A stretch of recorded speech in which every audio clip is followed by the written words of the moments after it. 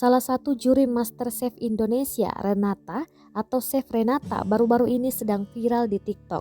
Dalam video yang beredar, ekspresi datar Chef Renata sambil memukul-mukul makanan di depannya menjadi sorotan publik.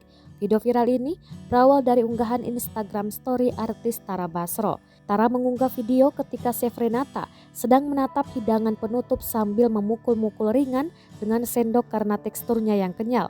Dalam unggahannya, Tara menulis keterangan yang menyoroti ekspresi Chef Renata. Mendapat komentar seperti itu, Renata kemudian memberikan klarifikasi. Saat itu dia hanya lelah.